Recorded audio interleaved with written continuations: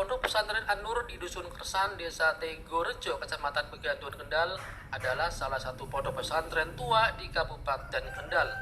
Pondok pesantren ini merupakan cikal bakal berdirinya pondok-pondok pesantren di Kabupaten Kendal. Pasalnya, dari keluarga pondok pesantren inilah berdiri pondok-pondok pesantren lainnya di Kabupaten Kendal. Di antaranya Pondok Pesantren Wasilatul Huda di Desa Taman Gede Gemu, Pondok Pesantren Raudhatul Muta'alimin di Desa Pamrian Gemu, Pondok Pesantren di Bidodowetan, Batebon, Pondok Pesantren di Sukorejo, dan banyak pondok lainnya termasuk yang didirikan oleh para santrinya. Pondok pesantren yang menerapkan sistem pembelajaran salafi ini didirikan oleh Kiai Ahmad Nur pada tahun 1884 dengan membangun musola dan komplek asrama Darun Naim model rumah panggung yang terbuat dari kayu. Asrama tersebut sampai sekarang masih berdiri seperti aslinya yang terdiri dari beberapa kamar. Kemudian generasi kedua diteruskan oleh menantunya, yaitu Kiai Ahmad Jalal. Generasi ketiga juga oleh menantunya, Kiai Nur Fatoni, yang menambah bangunan asrama Darussalam, Darul Firdaus, Darul Muta'alimin, dan kantor. Diteruskan oleh generasi keempat almarhum Kiai Haji Subhanur dan Kiai Haji Izzuddin Abdus Salam yang menambah asrama Darul Mutaqin dan Darul Ma'wa, kemudian merenovasi musola dan kantor serta menambah bangunan madrasah dan perpustakaan. Pondok pesantren yang sampai sekarang masih mempertahankan sistem pembelajaran salafi ini terdiri dari 5 asrama putra dan 2 asrama putri dengan jumlah santri sekitar 200 orang.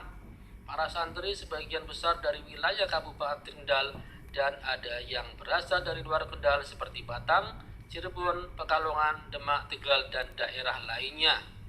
Ketua Pengurus Pondok Pesantren An-Nur M. Kholidi Wafa mengatakan santri di pondok ini tidak mengenal usia. Siapapun boleh menimba ilmu agama Islam mulai dari usia anak-anak, remaja, bahkan yang sudah lanjut usia. Asalnya di pondok ini sebagai tempat menimba dan memperdalam agama Islam, sehingga santri-santrinya diharapkan bisa menyebarkan agama Islam di seluruh Indonesia, khususnya di Kendal. Pembelajarannya dilakukan usai sholat jamaah mulai dari subuh, zuhur, asar, maghrib, dan isya, serta ba'da sholat duha. Selama bulan Ramadan, pembelajarannya diliburkan, namun tetap ada kegiatan pengajian yang mengajarkan kitab-kitab kuning. Pondok salafi ini masa akhir sanah atau kenaikan kelasnya sebelum Ramadan, sehingga selama bulan Ramadan merupakan masa libur setelah kenaikan kelas. Sama musola, terus generasi Naim sama musola ya. Itu dipertahankan sampai generasi kedua, Kiai Ahmad Jalal. Kiai Ahmad Jalal. Setelah itu generasi ketiga Simbah Kiai Ahmad Nur Fatoni, pengembangan tambah komplek Darul Salam sama Darul Firdaus.